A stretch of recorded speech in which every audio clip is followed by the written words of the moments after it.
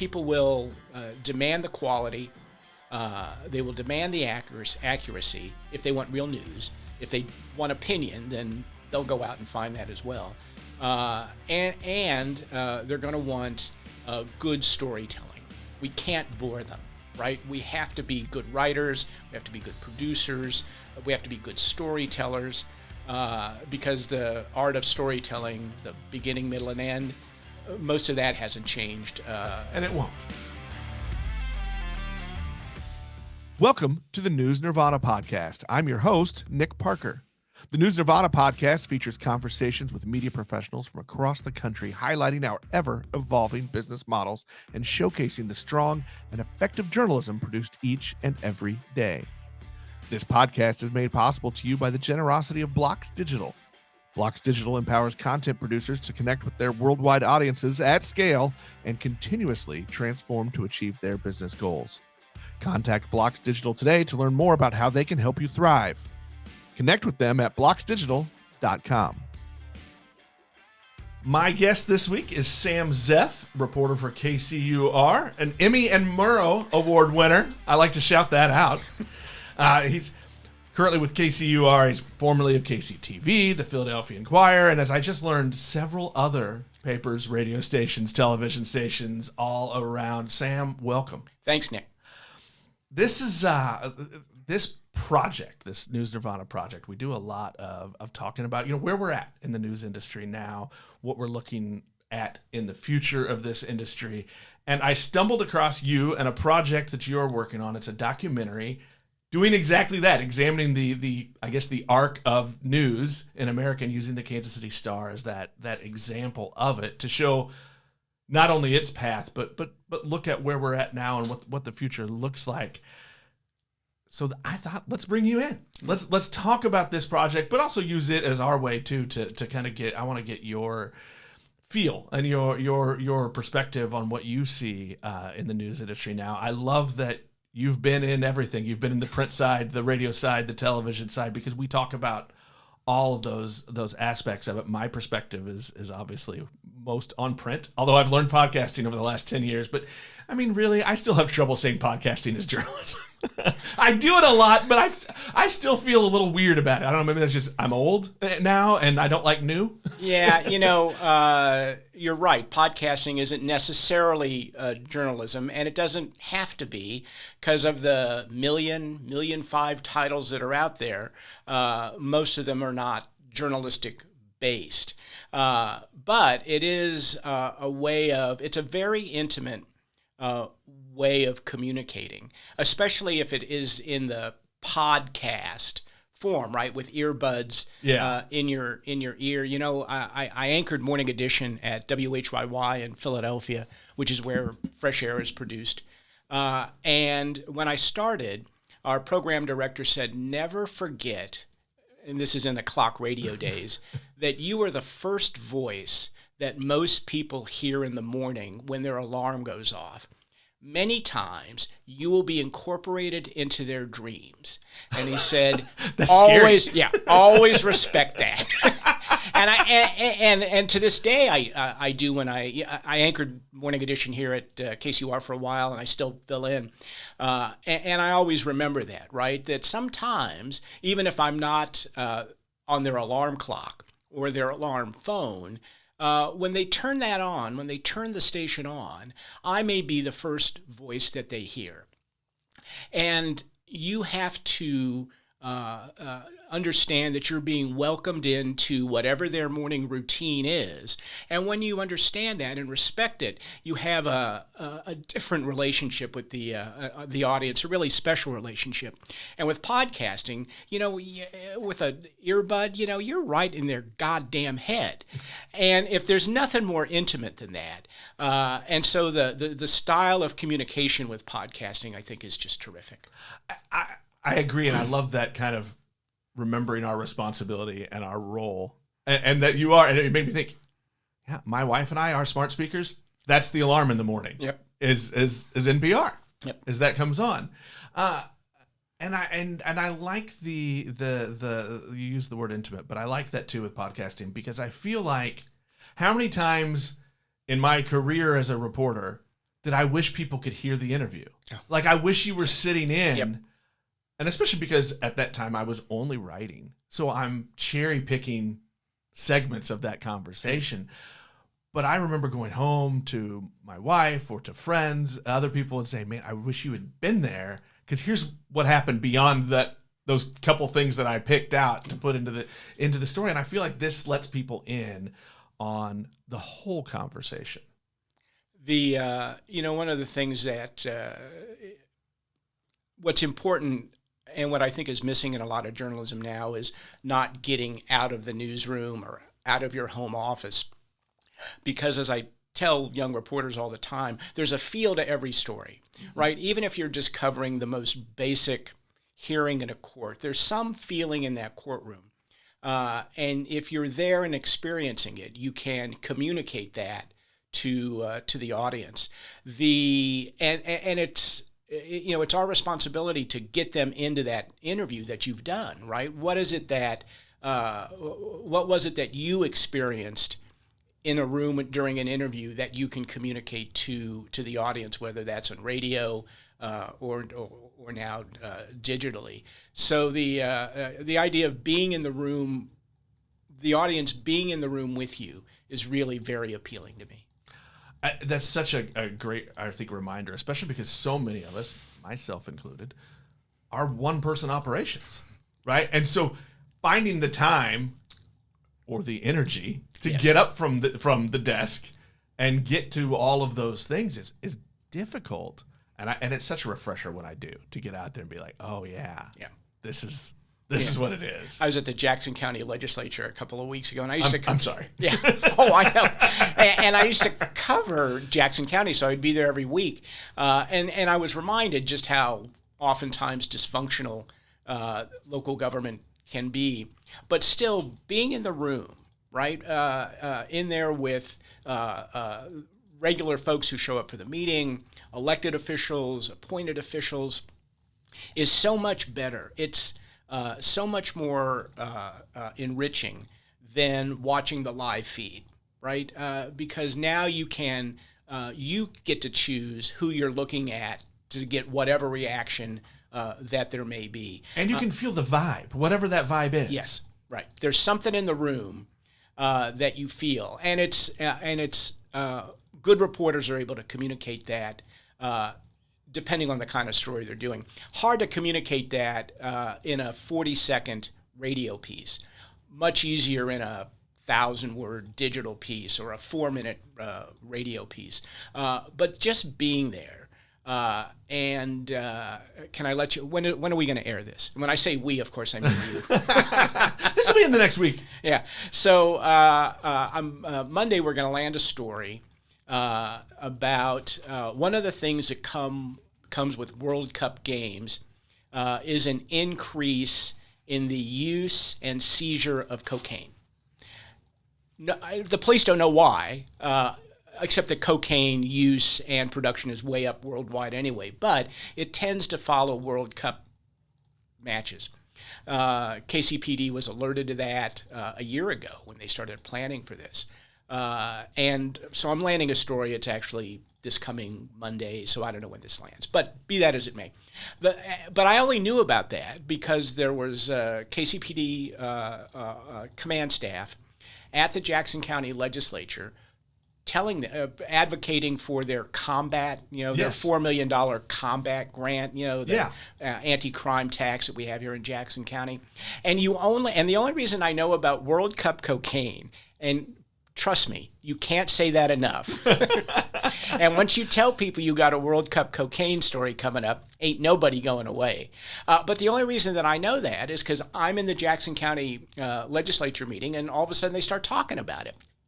And it's the advantage of actually being somewhere, hearing what they're saying, and then being able to probe that a little bit more. Well, and it's that great journalism 101 lesson. You go to the meetings not to cover the meeting, but to find the other 5 stories. Right. Yes. Absolutely. I mean, absolutely. Meeting coverage is what it is, and it's not fun. No. But you can grab those nuggets, and every time you said World Cup cocaine, all I could think of was some '80s cop movie. Oh, like somebody in a double-breasted silk suit. I think 25 years in television, much of that in management. So I think in terms to this day, in terms of promotion and teases. And as soon as the phrase World Cup cocaine popped into my head, I said, "Oh man, that is a tease one right there. I'm going to get you into the second quarter hour." I can't, after that many years in television, it's hard not to think about, oh, this is how I'm going to get you into the 10-15 quarter hour.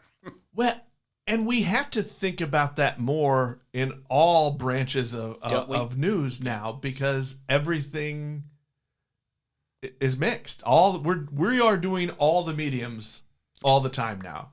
You write a story, you've got to have a video aspect to it. You have to have an audio aspect to it. You're going to put out teaser clips for the socials because we have to. Yep. I mean, you have to drive audience and traffic. So I think even us old boring print guys are having to think in that same manner. Yeah. The competition is everybody now, right? I'm competing with the Kansas City Star. I'm competing with all 4 television stations. I'm competing with KMBZ. I'm competing with that, damn Tony's Kansas City, right?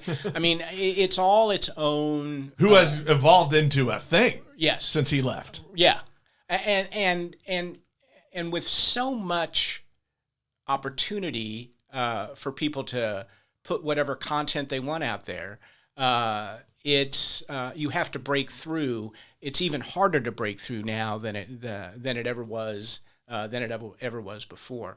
So I do find myself going back to my what's my 10-word tease that's gonna get you into the second quarter hour. Well, let's before I go in, I don't want to forget the crux of why I invited you out. I do want to. You mean the movie? I do want to talk about, and I think that this is just going to make us circle back around. But I want to give you a chance to talk about that too. So let's talk about this documentary. Why you chose the Star, other than geographic ease, but I think because I've spent most of my life in this area too. I think it is a near perfect example that we can use for the rest of the country. But, why did you hone in on that, and what are you hoping to get across? So the credit to this project goes to Dave Helling, the longtime reporter and columnist at the Star. Dave's a good friend of mine. We worked together at KCTV before he went over to the Star.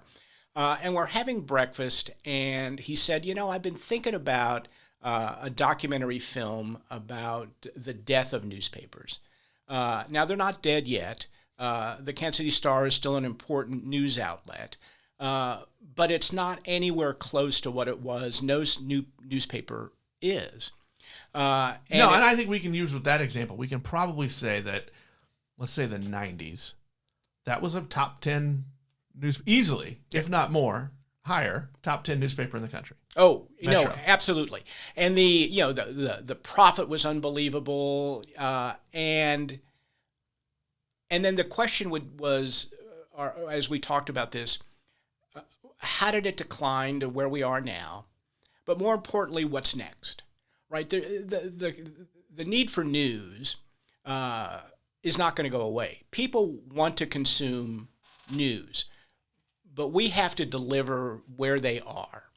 And of course, one of the, I think, failings of newspapers was they always thought that there was going to be a newspaper in your driveway. Nobody fought technology harder than we did. No. And we were dumb and we lost. And you mentioned my time with the Inquirer. I was actually I was working for Knight Ridder. I was attached through the company. But this was in the early 90s when Knight Ridder thought, you know what? We have all this content. We should expand. And we did a nightly TV show. The tagline was Tomorrow's News Tonight. It's called Inquirer News Tonight. It was a traditional, half-hour newscast. Started off as an hour. We cut it back to half an hour. We had anchors. We had weather. We had sports. I mean, it all looked like a TV newscast. But we had the advantage of the Inquirer reporting. And we could cherry pick some stories. Mm-hmm. We would do my job. at first was to take their enterprise reporting and their investigative reporting, which at the time was maybe the best in the country, and then turn that into TV. So I was in early on certain investigative projects, and so what do we have to do to put that to make that transition to television? But as you said, nobody fought that harder than the management at the Philadelphia Inquirer. We couldn't get the editors on board. We couldn't get the union on board, and I'm a trade unionist. I'm negotiating our first contract with the University of Missouri right now because we just organized with the CWA. So I'm not opposed to that, but you have to be reasonable. I believe I told you when we were doing the pre-interview that the union at the Inquirer, every time one of their reporters were on TV, they wanted $500. Now this is 1992. Now, I mean, and if you're a reporter and you don't want to talk about your work, I don't need you in my life, right? Right. Every reporter wants to talk about their work, and they should be compensated for that. But let's be reasonable. And you newspaper people refused to be reasonable. And it was also at the time that that Knight Ridder had their own digital lab, and they were very early in understanding that in the digital product that you could do everything that you just talked about. You can embed video. You can put documents there. They knew that. I mean, there were prototypes of that in the early 90s, but again, they just wouldn't embrace it. They wouldn't move forward. And I think one of the other problems, one of our executive producers on the movie is Ann Brill. She just stepped down as dean of the KU Journalism School. She's teaching now, and one of her theories is that that all these newspapers didn't figure out that you could charge for this. The Wall Street Journal being the exception. They were very early in putting up a paywall, but all these other newspapers they were giving content away, and now what happens, right? You've conditioned us for free stuff. Right. I think that is the greatest sin that newspapers did. And then fight to not charge. And in a business that, it was a business. Why didn't they figure that out? My feel is we were making so much money because we had the presses. Yep. And because we had classifieds. Yes. And legacy businesses, whatever industry you're in, when you have cash cows like that, you cannot your brain doesn't allow you to think that they'll ever go away. And they went away fast. And the Star's a great example of this. The press pavilion they built. When it was under construction, it was already going to be booked 3 shifts, 24/7. And within 3 years of its opening, Nothing. It was empty. Right. And I'm probably off there. I'm exaggerating, but I don't think by much. And I think that is a great example of where they are the example of we didn't think that those things would go away or go away that fast. Craigslist was an upstart. Yes. Right. But guess what? Yeah. And it does when you look back. It didn't happen instantly, but it was so close to instantly. Like I can't really I don't remember what was the last classified ad that I saw in the newspaper. But all of a sudden it starts to dwindle, and then it's just not there anymore. No, because we were all sending out shoppers once a week that was nothing but classifieds, right? Right. Those are a thing of the past. Right. The Star also becomes interesting, and clearly in our world of independent movie making, we just can't load up our stuff and go to any city that we want to. As I always say, we make and the crew here is really outstanding. Kevin Wilmot, the Oscar-winning screenwriter who was a professor at KU. Bill Curtis from Wait, but more importantly, his long journalism career at WBBM in Chicago. And I worked for him producing documentaries when he was at A&E. He's on as narrator. So we have so the crew is top notch. But as I always tell you, we make an entire documentary for what Ken Burns spends on lunch. Right. And so the Star becomes economical, but the history of the Star is so compelling. When they finally combined, there was the Star and the Times. Even though they competed, they were still, it was a monopoly, right? When I was a kid, and in the evening, you would go outside, and there was a newspaper in every driveway down the block. The Star is interesting because William Rockwell Nelson, because of the part it played in the Republican Party, and I mean, it's all just a very interesting backstory. And it's also one that we all know here intimately, but it stands in for every newspaper in the country, wouldn't you think? Absolutely. And I was even thinking, as you talked about, there was the time when we'd go outside and every driveway had a paper. My father-in-law grew up.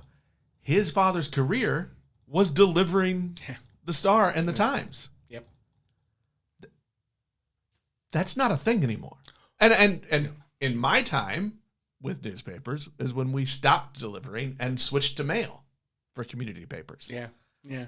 I used to get my Sunday Philadelphia Inquirer. There was every 10 blocks on Sunday, there was somebody on the street corner selling you the Sunday Inky. And I would, this is when I was doing morning edition. So I would get downtown, get there about 3 o'clock in the morning. I'd stop at this 24-hour newsstand where you would, and I would buy the Bulldog edition of the Inquirer. To this day, I don't know why it was called the Bulldog edition. Maybe you know. I don't. So, but, and it was a quarter. And so that's how I made sure that I was wasn't missing anything overnight. So I didn't have a subscription, but on Sundays I loved driving down. My guy was on Germantown Avenue in the Mount Airy section of Philadelphia, and there was a guy, and you give him your buck, and you got a newspaper that was, I don't know, 2-3 inches thick. I mean, it was, you had to, it had some heft to it, right? And then it's not in your driveway. Your guy, you don't see people selling it, and you may see the stray copy in like a Quick Trip. I mean, I don't even know if I see them in like Quick Trips anymore. Yeah, I think some gas stations, convenience stores, you'll still see, but it's not here's a row of racks where you have your area Metro, your USA Today, your New York Times. Yeah. You don't see that anymore. Now, granted, we all carry this powerful little thing in our pockets where we have access to all of it. But I think there's two parts to this, right? In the industry, are we doing enough to get people to use those, to get to us? Are we meeting them where they are? Right. Are we doing our part? And then we have to talk about the news consumer. What are they willing to do? I think people still do want the news. Oh, they absolutely they absolutely do. And they will let you know when they don't get what they think they wanted. Yes. But it is a very different question to ask people to pay to support that. And I think that there's still a wide gap between us and the consumer and trying to do better about telling our stories. And I've said this a long time, especially print side, we're horrible about telling our own story. Yeah. I think radio's been better at it than everybody. TV's pretty good. TV's really good at it. I think radio's better. But I think on the print side, we were always, especially those of us that grew up on the editorial side of things, we resist talking about ourselves so hard. Yeah. You can't, and it was okay because you were a monopoly. Right? Yeah. Does Evergy really, I don't know, do they really need to advertise? Really, I don't know. No, because we don't have a choice. Right. And you didn't have a choice really too much of a choice with a big metropolitan newspaper. Even if you got your local suburban paper, you still were going to get the Kansas City Star, right? Before Newsday became Newsday and it was just out on Long Island, right? You were going to get that paper, but you were also going to get the Times or the Daily News or something. And that's true in most markets, right?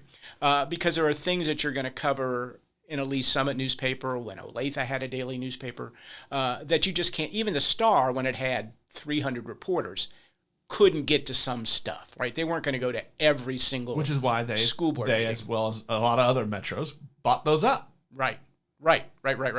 Which, in hindsight, was bad, right? It cut into the it cut into the competition, right? It cut into the local flavor of what that newspaper was. Now it's being run out of not just Kansas City, but Sacramento or wherever that is now, and it took away from those local editors being able to decide what they're going to cover, if they're going to take a stand on a particular issue, right? Because they knew that community and they were willing to, if they were going to take an unpopular stand, they were willing to do that because they thought that it was best for the community. And all of a sudden, there's an added layer of, can we do this? Right.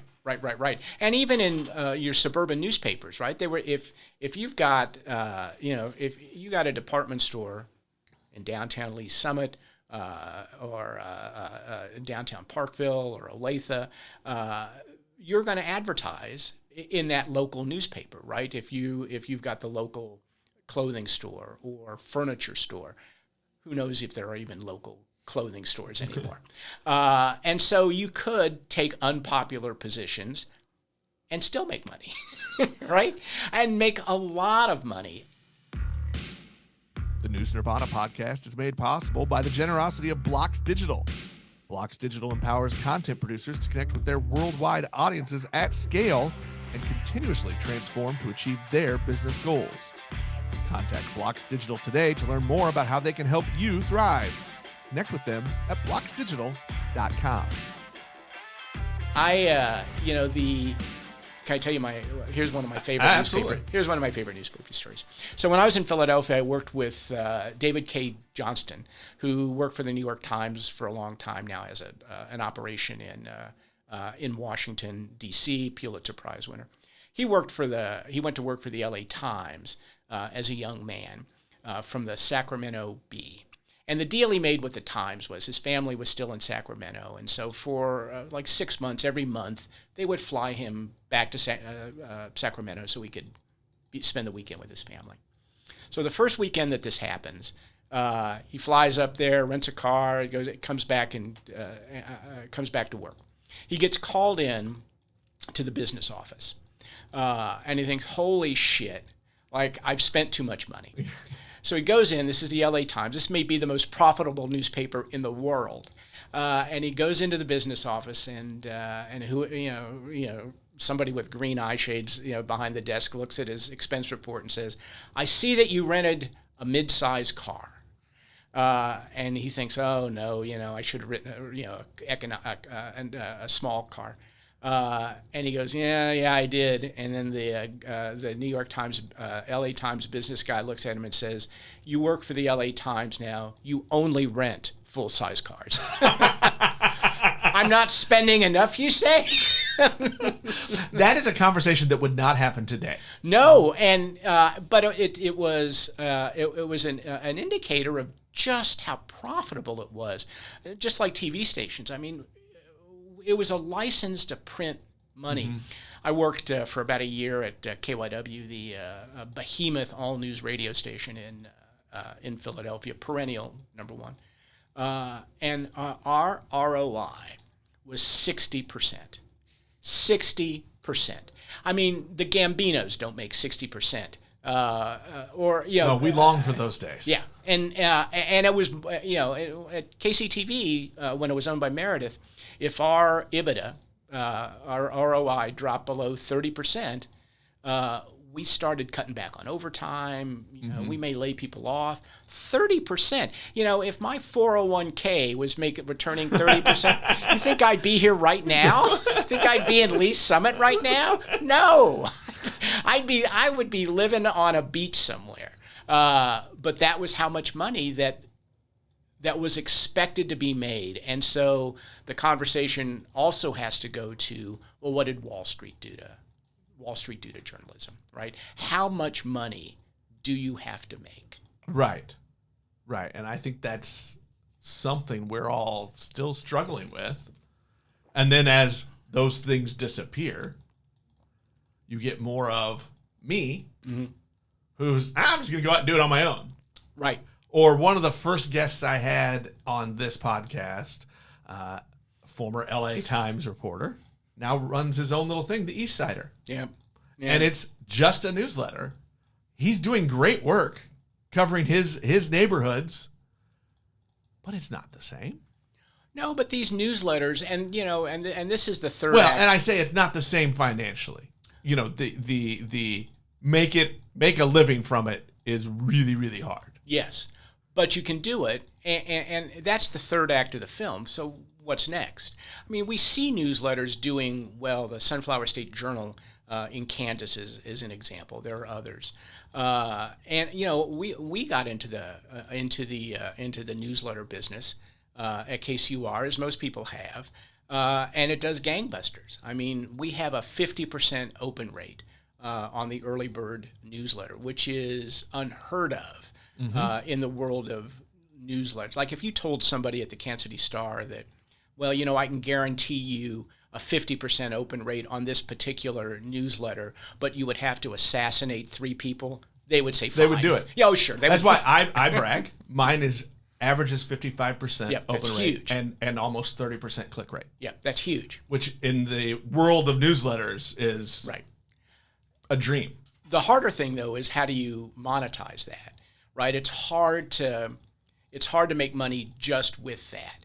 If you're doing a newsletter which is highly focused on state government, say, so everybody in state government, right, is going to want to subscribe to your newsletter because you're going to have stuff that other people, they need to know.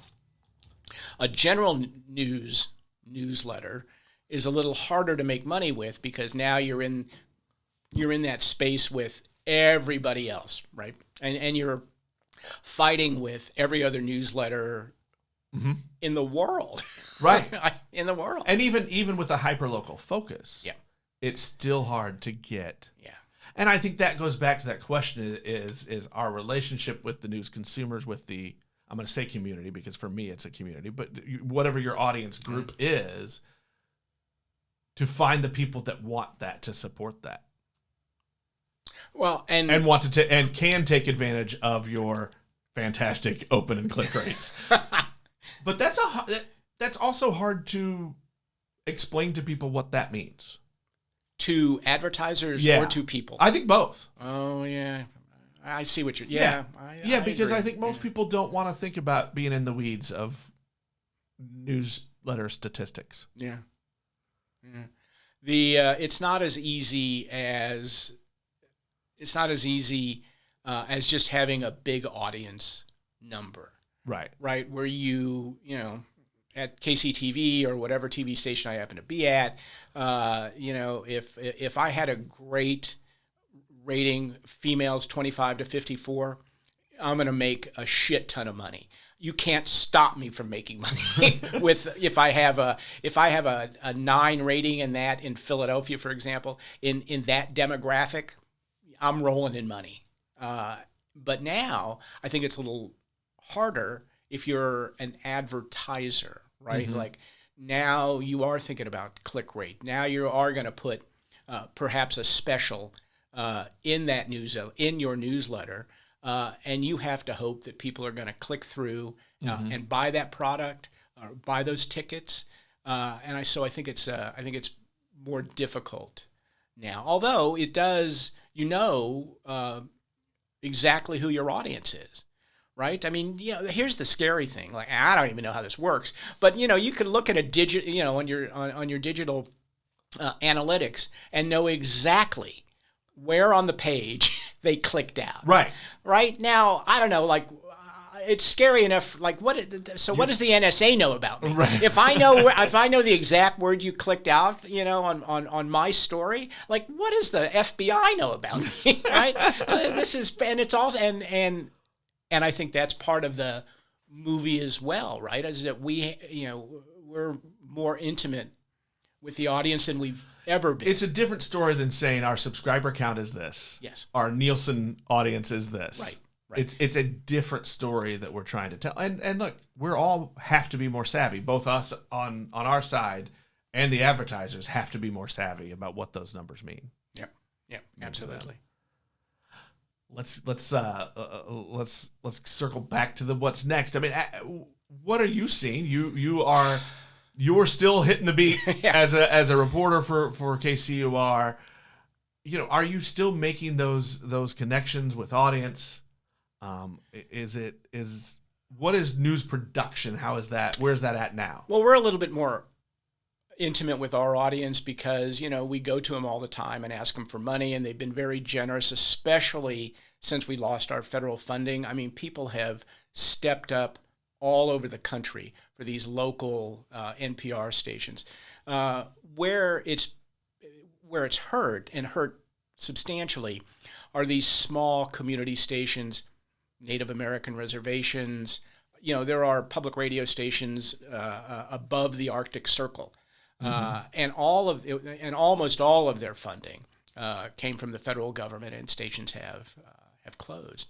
And as you saw, NPR laid off some of their staff. It wasn't devastating, but people lost their jobs, and NPR lost funding because that CPB money, that Corporation for Public Broadcasting money, would come to a local station, and then we would use that to pay our NPR fees for All Things Considered or whatever program we were buying.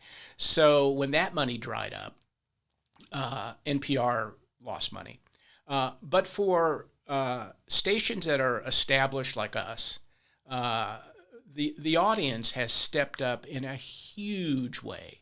And so we're very intimate with the audience, and we hear about it. We have events with them.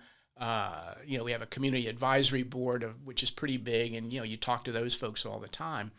And so what they want, is they just want good reporting, and they want good storytelling. They want to be informed. They don't want to be bored by it, right? They don't want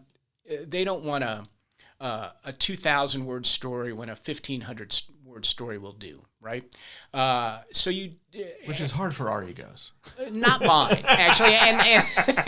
And remember, so it's easy for me to switch on my 40-second all news radio way of doing business, right? And so I'm always, looking for ways, how do I make my stories a little bit shorter? But what I think is really great about now is that you can give the space and the time as much as you need, because there's so many places to do this, right? If I do a long investigative story, and I wanted to turn that into a limited podcast, right? And we've done this at KCUR, right. They've done it at NPR. If I wanted to take some of my reporting, where I've done reporting on really tragic deaths of junior college football players because they've been run to death by bad coaches. And I wanted to turn that into a 3-episode podcast series because I have so much stuff. I can do that, and people will listen to that. And so I'm optimistic about, we still have to figure it out, and that's on us. But I'm in a place where if a story takes 40 seconds, I'll do it in 40 seconds. If a story takes 3,000 words on the website, I'll do that. If I just did,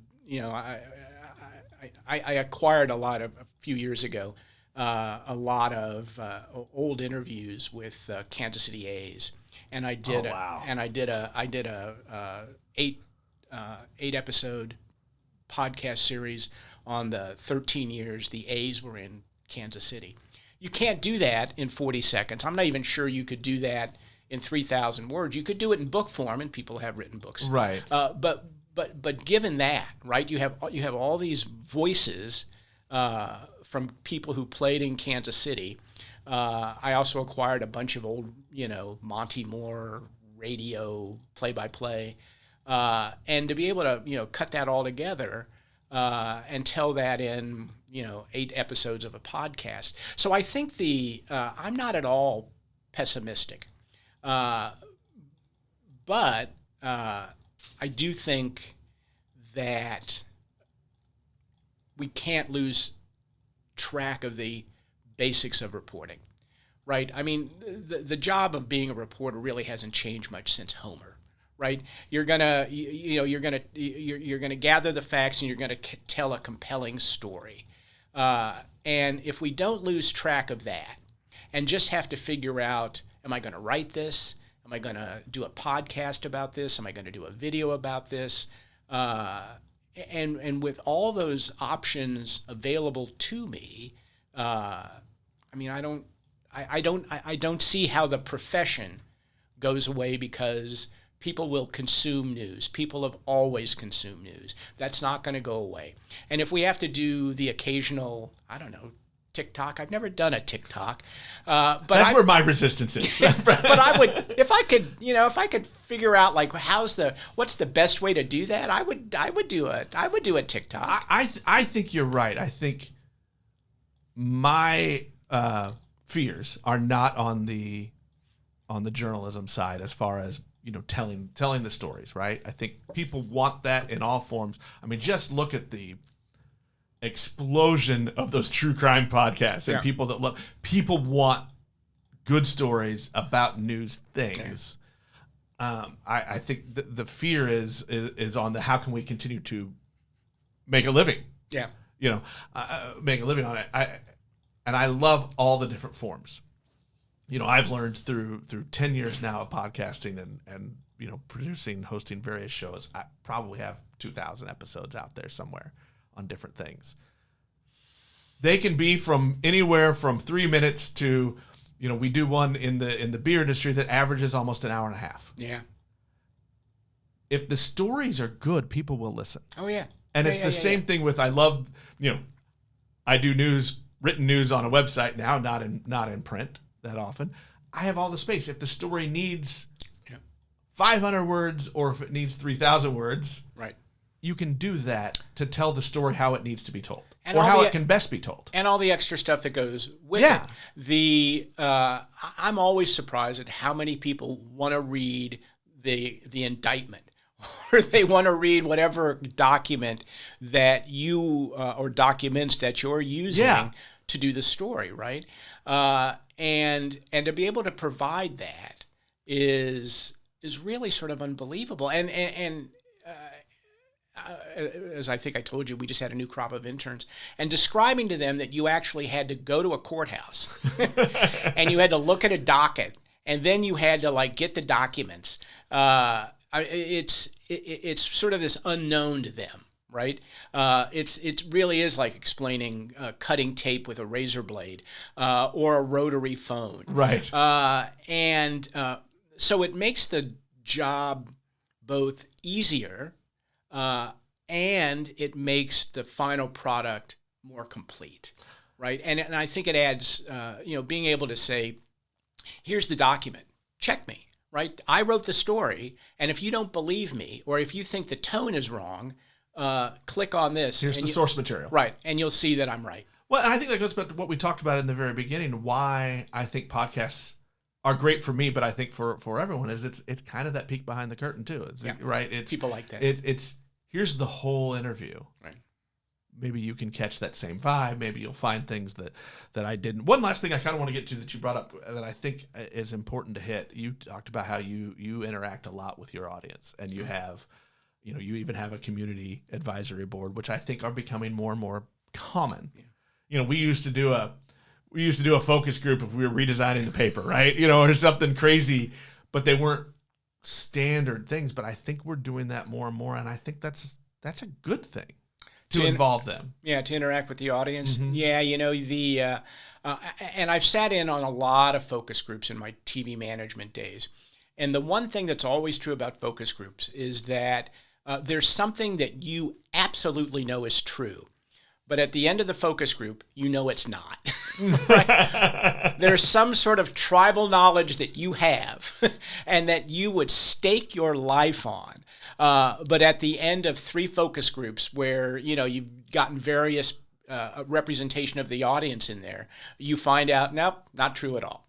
And so I welcome all, interaction with the audience.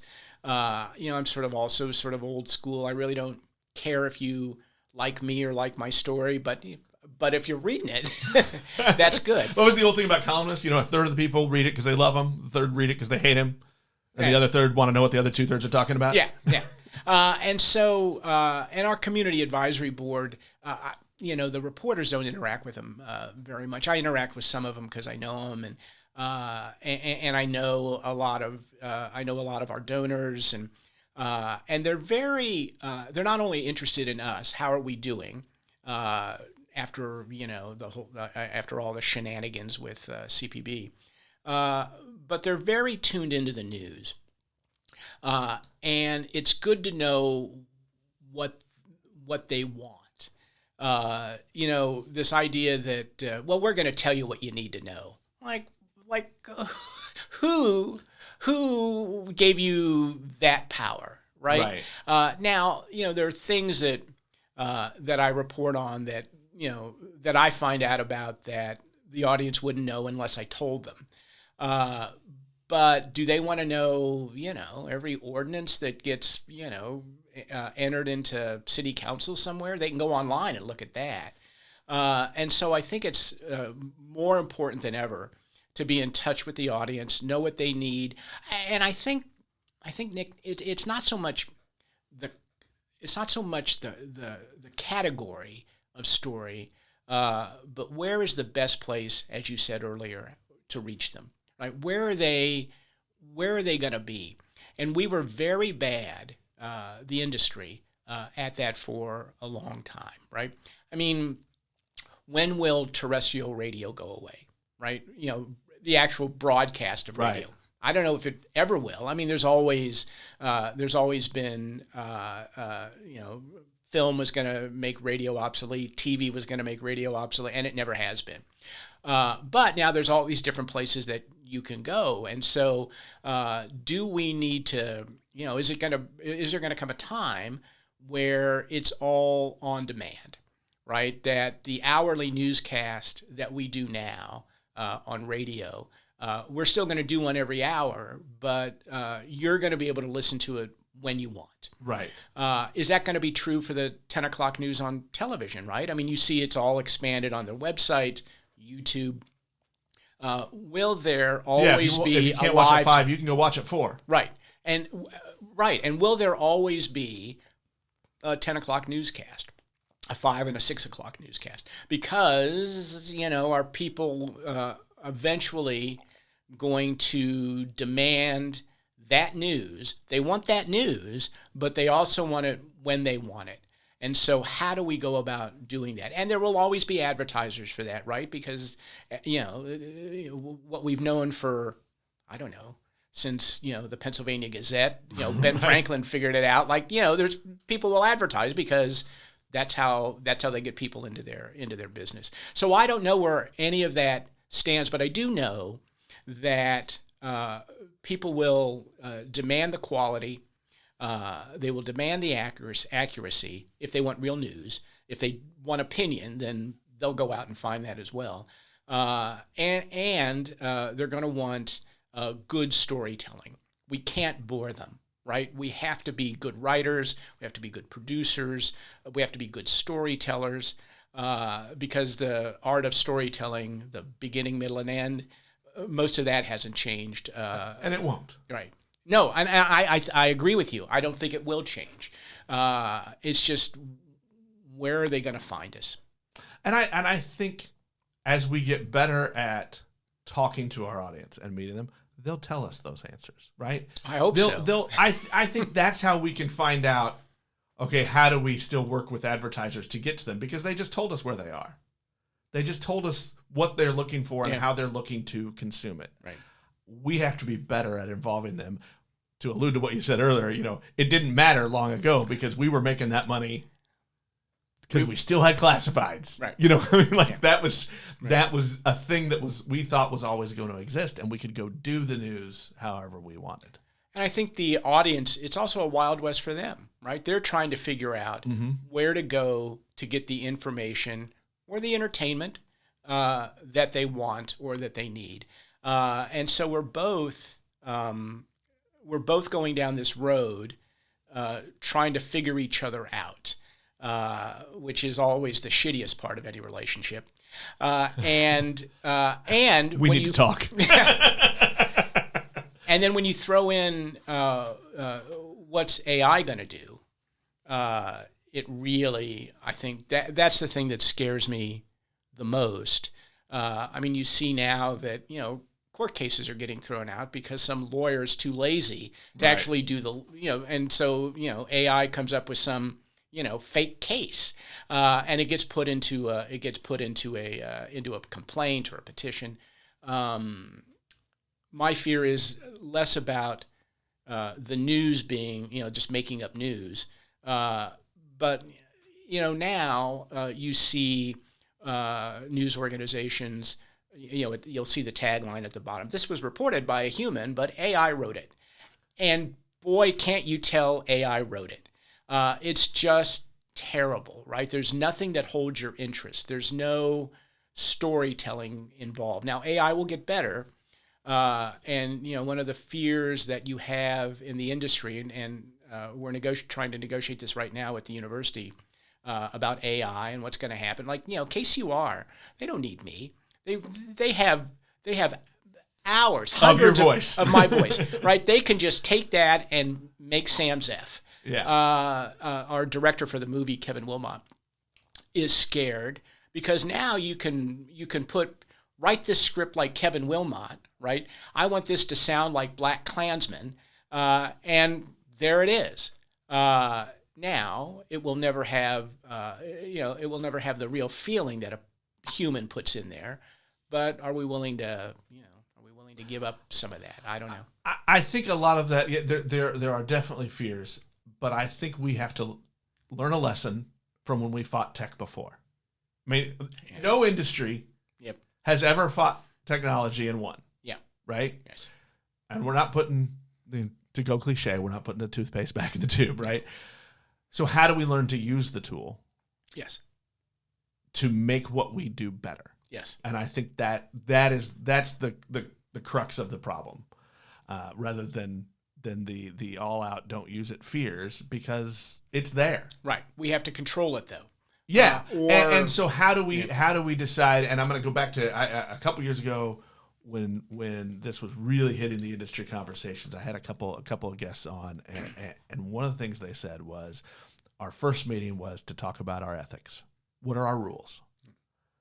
And then we started talking about the tools. Yeah. And how do they fit our moral stance as a news organization and how to use it. And I think that's a great starting point. But we can't fight the tech. No, and nor should we. But we do have to control it. And I'm going to admit, as a one-person news organization, I use it.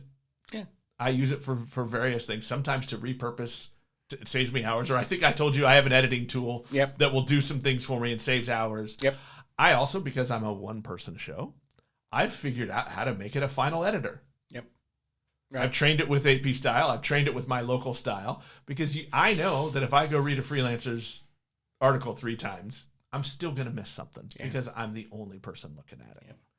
And, none of us are perfect at it, right? And so I think it's finding out how we're going to use the tool to make us better. I think as long as there's human involvement before it gets to the audience, you're going to be okay. We don't want to say no AI ever, but we need to have AI. before I came here, I went to the Quick Trip to get coffee. And driving around my Quick Trip in Westport is a little robot. And it drives around and it says, "I'm cleaning the floor. Thanks for shopping at Quick Trip." And I immediately thought, in my head, I heard, "I'm covering city council. Thanks for listening to KCUR." In your voice. Yeah, in my voice, right? And so I thought, so no AI. I mean, you can turn AI loose listening to a meeting and it'll summarize it, but it doesn't get to the feeling that we talked about, right? It doesn't create a source, right? One of the things that reporters do when you go out and you meet people face to face is that they become a source, right? Nobody's going to call the KCUR robot and tell them about a story, right? And so as long as the human element is there, all your stories are going to be good. They're going to be well reported. The storytelling is going to be good. And you're right. You know, as a human, if you're the only set of eyes, it's not like, in old newspaper days, you're assigning 3 levels. Right. Your assigning editor is going to look at it. The copy desk is going to look at it at least. And so AI is good, it's certainly good for that. But I do fear, the little robot driving around City Hall telling people that they're covering this committee meeting and, and scan this QR code if you want to, donate while you're here. Well, I'm okay with the QR codes. Like, a matter of fact, if we can use more of those to get people to donate to the cause, I'm good with that. All right, yeah. As long as it's not attached to a robot. That's my fear, right? And scan my QR code. Right. Yeah, It's right here on my head. Yeah, you don't want that. Well, a couple things as we wrap up here. First, I like to end it with something. What excites you about our industry? What's something you're excited about for the future of news? It's a cliche, but I absolutely believe it, that there's no more important time to be reporting on government than it is now. Not every government, most governments, local, state, they want to hide information. And every day I go to work and I figure out how I'm going to get what I want, what I think is an open record. And so I'm excited, even at this, I'm pretty long in the tooth. Even now I'm excited about being able to tell people what I think that they want to know. What the government, if the government doesn't want to tell me something, then you know what, I need to know why that is. And so I'm excited. I'm excited about that. And I like the, I just don't think people get tired of good storytelling, right? And I really work on my craft with that. And I get excited about. Used to be, I really hated writing the story because that was the least fun part, right? I like the research and talking to people, and then holy crap, now I got to write this. Are you kidding me? But now, I think I think people really enjoy good storytelling, and so I'm excited that we are more needed now than ever. When I worked in Philadelphia, it was in the era of Frank Rizzo, who was the hardcore police commissioner and then mayor. And I would always vote for Frank, even though his politics were all wrong. And people would ask me why, and I'd say, a vote for Frank Rizzo is a vote for jobs for journalists. I love it. Yeah, I think that now. I love that. Where can people, if they want to reach out to you, they want to follow you, see what you're doing? I'm on the Twitter or whatever, the X, at Sam Zeff, which is where I do all of my online business. A little bit of Facebook, but that's more to talk about how much I miss my cat. And we're starting to raise money for the movie. That's always the very hardest part about doing the actual film production is a joy. The actual raising of money really sucks. And if you would be so kind, we'll start a social media fundraising campaign, and if you would be so kind, I will send that to you, and maybe we can get that out. We'll put that in the notes. All right. With our stuff. Sam, thank you so much. I appreciate it. Oh no, this was super fun. That'll wrap us up for this episode. We'll talk to everybody next time. The News Nirvana podcast is available on Apple Podcasts, Google Podcasts, Spotify, or most any of your favorite podcast apps. The News Nirvana podcast is made possible by the generosity of Blocks Digital. Connect with them at blocksdigital.com. The News Nirvana podcast is produced by Fredcasts. Think, speak, act,